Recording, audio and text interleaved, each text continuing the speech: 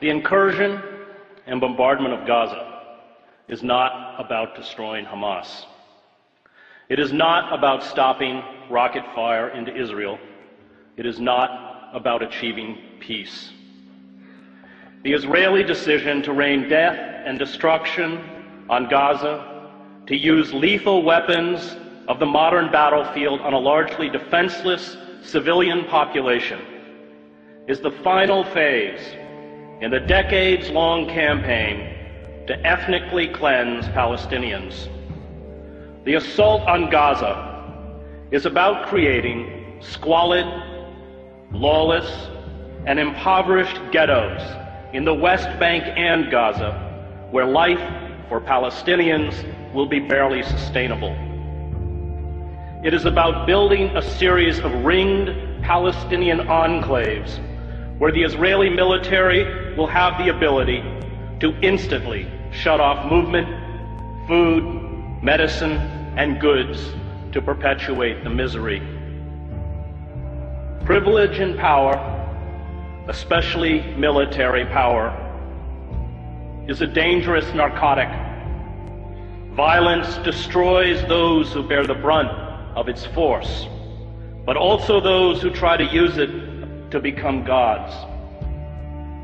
Israel uses sophisticated attack jets and naval vessels to bomb densely crowded refugee camps, schools, apartment blocks, mosques, and slums, to attack a population that has no air force, no air defense, no navy, no heavy weapons, no artillery units, no mechanized armor, no command and control, no army, and calls it a war.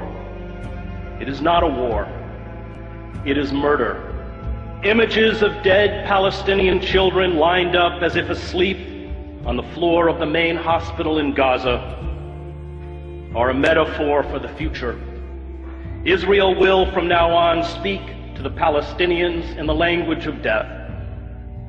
Those who orchestrate such sieges do not grasp the terrible rage born of long humiliation, indiscriminate violence, and abuse.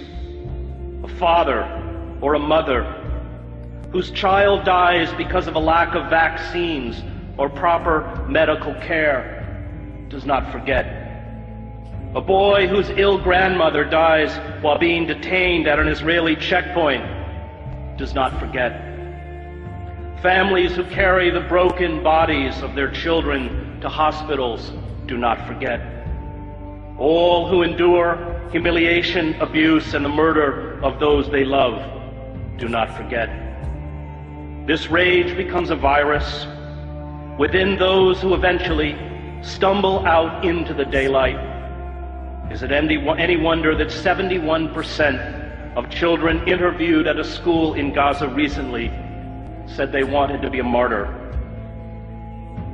The refusal by our political leaders, from Barack Obama to all but 5 members of Congress, to the major media, to speak out in defense of the rule of law and fundamental human rights exposes our cowardice and our hypocrisy.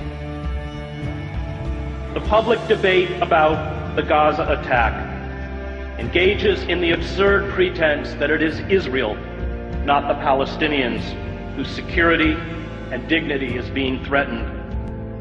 This blind defense of Israeli brutality towards the Palestinians is a betrayal of the memory of all those killed in other genocides in other times. The lesson of the Holocaust is not that Jews are special. It is not that Jews are unique. It is not that Jews are eternal victims. The lesson of the Holocaust is that when you have the capacity to halt genocide, and you do not, no matter who carries out that genocide or who it is directed against, you are culpable.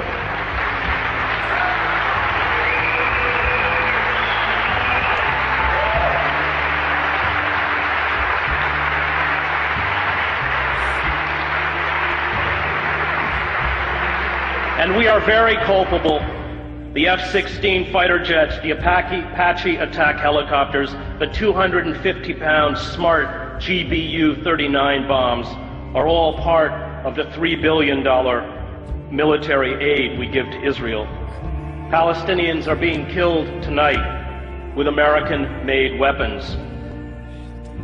But perhaps our callous indifference to human suffering is to be expected. We, after all, kill women and children on an even vaster scale in Iraq and Afghanistan.